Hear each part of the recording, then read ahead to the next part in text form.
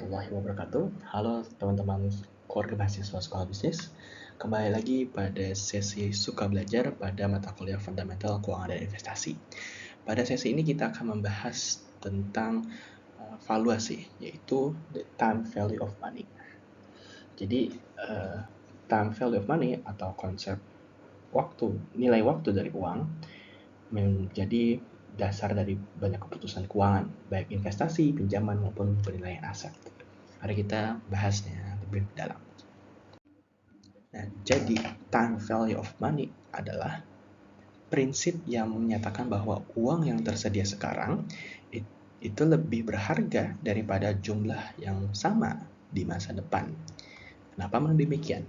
Karena uang yang dimiliki saat ini memiliki potensi untuk menghasilkan pendapatan tambahan melalui investasi atau bunga.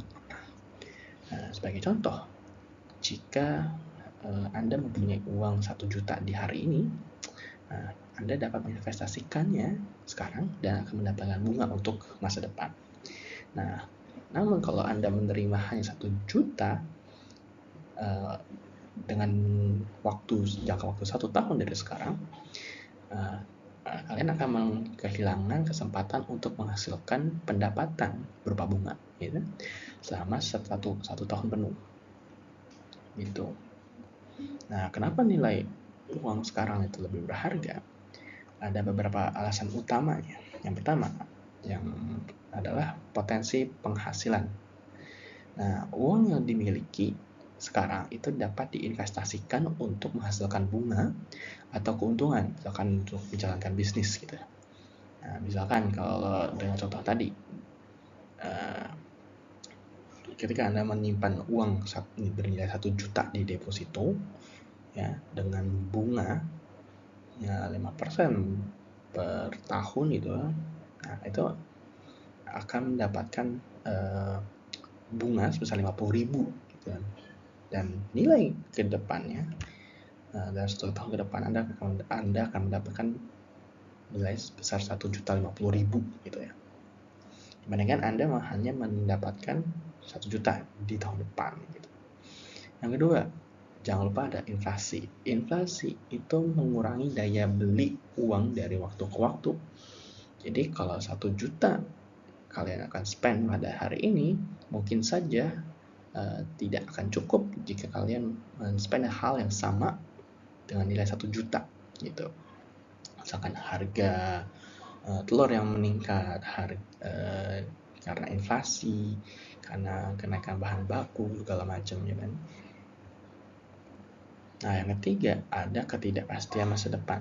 Nah, ada risiko bahwa uang yang dijanjikan di masa depan mungkin tidak diterima karena berbagai faktor gitu ya. Seperti gagal bayar atau perubahan kondisi ekonomi. Nah, yang terakhir ada preferensi konsumsi saat ini. Nah, banyak orang yang memilih untuk memiliki uang sekarang karena mereka dapat memanfaatkannya segera untuk memenuhi kebutuhan dan keinginan mereka. Jadi dari empat hal inilah kenapa nilai uang pada saat ini itu jauh lebih berharga. Namun perlu diperhatikan lagi, kita akan menghitung ya bagaimana uang itu dinilai dari waktu ke waktu. Kita akan memahami konsep namanya present value dan future value di slide berikutnya. Nah, untuk memahami time value of money lebih dalam, kita perlu mengenal 2 komponen utama. Yang pertama adalah present value, yaitu nilai uang saat ini dari sejumlah uang yang akan diterima atau dibayarkan pada masa depan. Nah, yang kedua ada future value, yaitu nilai uang di masa depan dari sejumlah uang yang kita investasikan atau kita tabung ya, saat ini. Nah, kita akan membahas tentang future value. Jadi future value adalah nilai masa depan dari sebuah investasi setelah 1 atau lebih periode dengan tingkat bunga tertentu atau pengembalian tertentu. Nah, dengan kata lain, future value menunjukkan berapa banyak uang yang kalian miliki di masa depan jika kalian menginvestasikan sejumlah uang saat ini pada tingkat bunga atau pengembalian tertentu. Ya. Rumus untuk future value ini adalah nilai saat ini atau present value dikalikan dengan 1 dengan ditambah tingkat bunga pada periode tertentu, pada periodenya, dikali dengan jumlah periode investasinya. Ya. Periode investasi ini bisa berjumlah tahunan, bulanan, gitu ya. Tingkat bunga per periode ini dalam bentuk persentase misalnya. Jadi 1 ditambah persentasenya itu akan mengalihkan dari present value yang nilai saat ini gitu. Selanjutnya kita akan membahas kasus yang sederhana ya. Ini yang pertama, investasi untuk 1 periode saja. Nah, contohnya jika Anda menginvestasikan 100.000 di rekening dengan bunga tingkat pengembaliannya adalah 10% per tahun. Nah, setelah 1 tahun future value atau nilai ke depan itu berapa? Nah, ditemukan future value adalah nilai saat ini yang Anda investasikan, yaitu 100.000 dikalikan dengan 1 ditambah dengan persentase bunganya, itu 0,1. Nah, dipangkatkan dengan 1 karena periodenya adalah 1 tahun saja.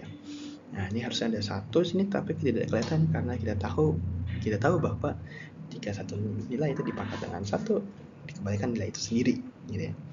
Nah, jadi nilainya 100.000 dikali dengan 1,1 saja. Itu kita mendapatkan pengembalian untuk di nilai masa depan adalah 110.000. Ya, jadi 110.000 adalah nilai masa depan itu pada tahun depan, 1 tahun depan dari nilai yang diinvestasikan saat ini, itu 100.000. Nah, untuk investasi untuk lebih dari 1 periode ya, dengan jumlah present value yang sama, jumlah uang yang sama, dengan tingkat bunga yang sama, ya bedanya hanya jangka waktunya diperpanjang. Nah, kita dapatkan untuk tahun pertama, tahun berjalan pertama ya, itu dengan nilai saat ini, dengan tingkat bunga yang sama, kita dapat 110.000. Nah, untuk tahun kedua yang akan berjalan, kita dapatkan present value tahun kedua itu adalah 110 dikalikan dengan tingkat bunganya, didapatkan 121.000. Atau kita bisa sederhanakan rumusnya. Jadi tingkat present value sekarang dikalikan dengan tingkat bunga dengan periode pangkat periode ini, itu 2 ya. Nah, didapatkan hasilnya sama, yaitu 121.000. Nah, perlu diperhatikan bahwa proses untuk mendapatkan tahun 1 ke tahun 2 ini adalah sebagai berikut, agar kalian punya gambaran lah bagaimana jika tahun kedua dan tahun berjalan itu bekerja gitu. Bayangkan kalau misalkan harus menghitung 10 tahun depan, nggak mungkin kalian menghitung secara manual seperti ini gitu ya. Jadi ini hanya untuk gambaran saja bagaimana menghitung untuk tahun lebih dari 1 periode. Nah, kita langsung masuk ke compounding. Itu proses di mana bunga yang diperoleh dari suatu investasi itu diinvestasikan kembali sehingga menghasilkan bunga tambahan di periode berikutnya. Yang membedakan dari antara bunga sederhana dengan bunga yang berbunga atau bunga yang berjemuk, itu bunga sederhana itu hanya dihitung berdasarkan modal awal. Pada contoh sebelumnya, modal awal itu adalah 100.000. Ya, berarti pada tahun pertama dengan tahun kedua dan tahun ketiga itu modal yang akan dikalikan dengan tingkat pengembaliannya itu adalah sama, yaitu 100.000.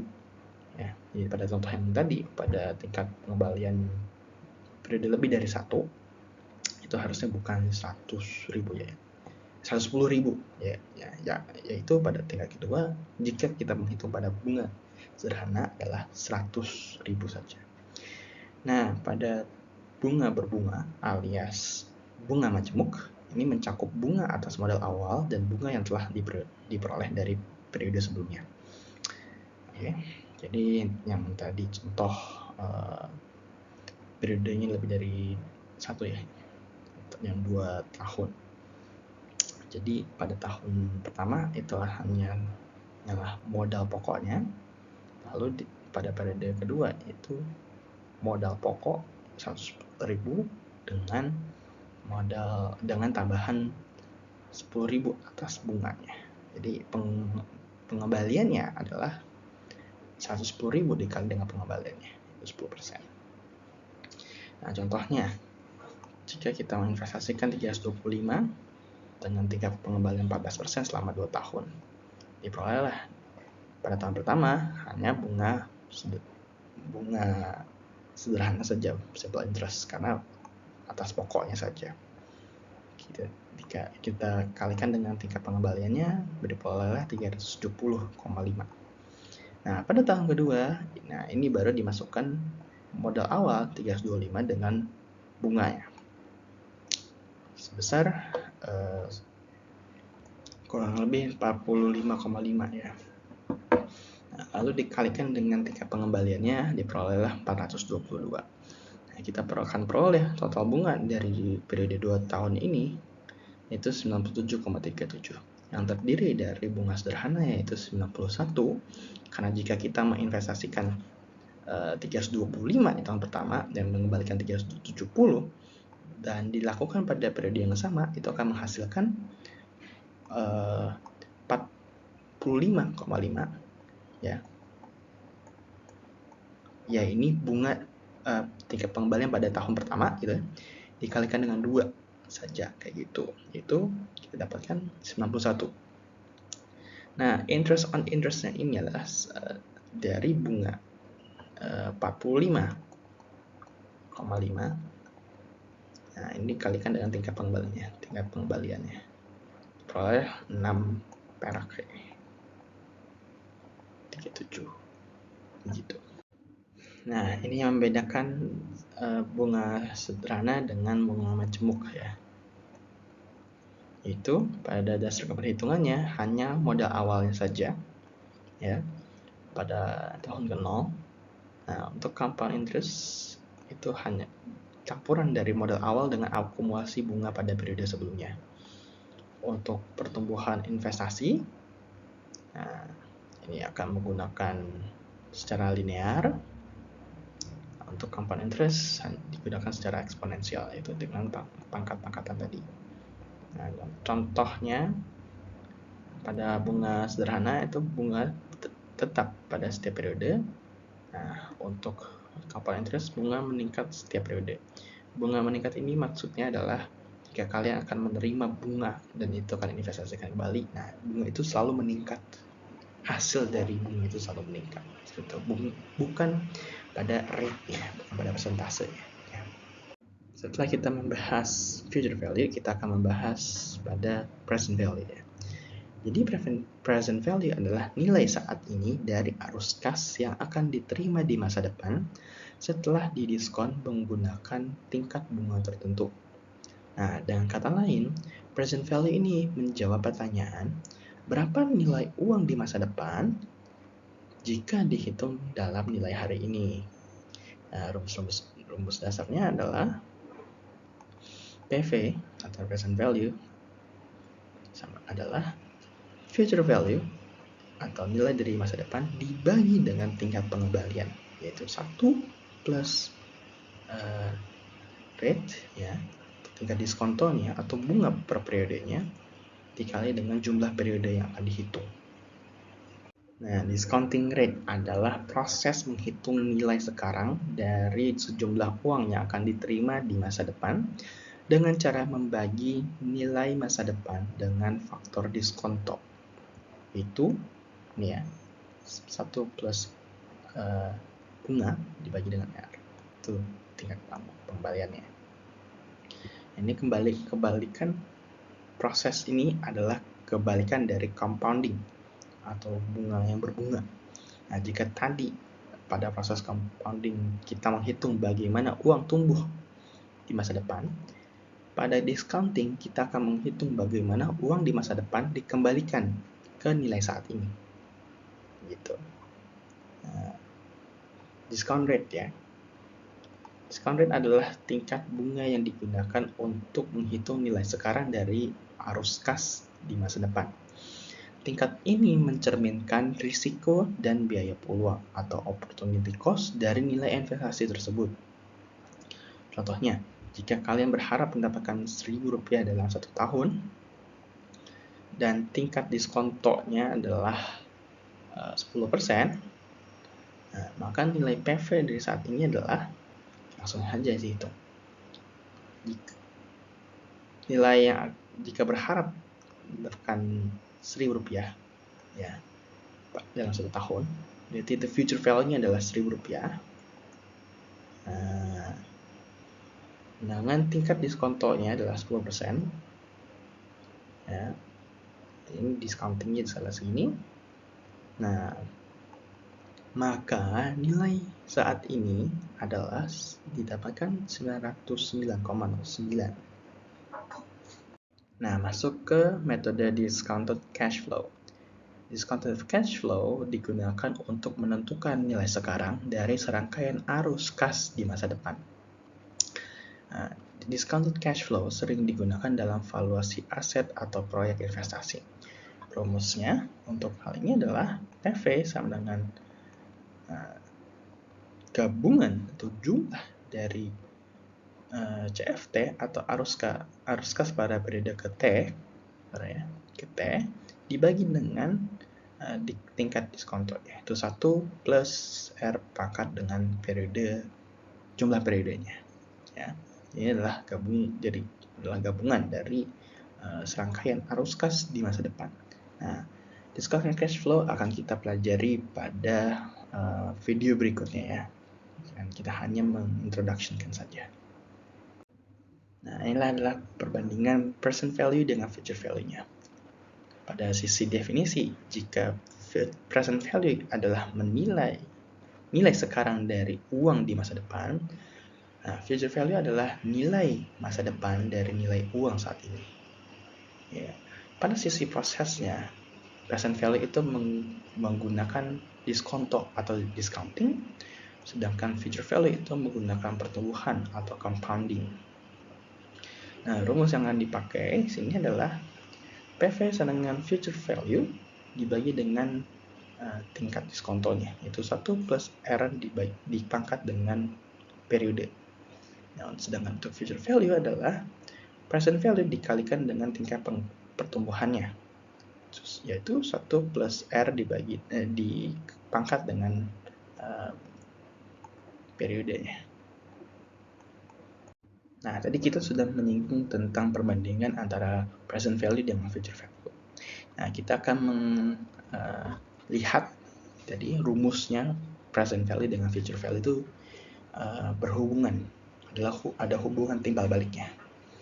Ya, jika future value menunjukkan bagaimana uang yang saat ini tumbuh di masa depan melalui compounding, maka present value menunjukkan bagaimana uang di masa depan dihitung kembali ke nilai saat ini melalui discounting. Ya. Nah, kita lihat jika future value itu adalah nilai present value dikalikan dengan tingkat diskontonya, dengan tingkat compoundingnya. Nah, present value adalah membagi future value dengan tingkat diskontonya. Dengan kata lain, future value adalah hasil dari compounding present value, sedangkan present value adalah hasil dari discounting future value. Nah, sekarang kita akan beralih ke menentukan tingkat diskontonya. Nah, jika kita hanya diberi present value, future value, dan jumlah periodenya, kita dapat menghitung tingkat diskontonya. Nah, jika tadi kita mengetahui rumus future value dan present value, tetapi tingkat diskontonya itu ditanyakan, rumusnya adalah sebagai berikut ya. Jadi, tingkat diskonto adalah future value dibagi present value dipangkatkan dengan 1 per T ya, periodenya dikurangi dengan 1. Gitu. Nah, misalkan kalian mempunyai 500 perak. hari ini dan ingin mengetahui tingkat bunga yang diperlukan agar uang tersebut menjadi 750 dalam 5 tahun. Nah, langsung kita masukkan jumlah tersebut. Future value-nya di sini adalah 750 dibagi dengan nilai hari ini yaitu 500. Nah, ini di jumlah ini, kedua ini dipangkatkan dengan 1,5 1/5 dikurangi dengan 1.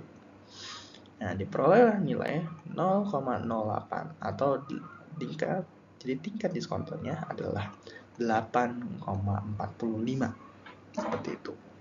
Nah, rule of 72 adalah metode cepat untuk memperkirakan waktu yang dibutuhkan untuk melipat gandakan investasi dengan ketentuan tingkat bunga itu tetap. Nah, rumusnya adalah T adalah approximately. Jadi kita mencari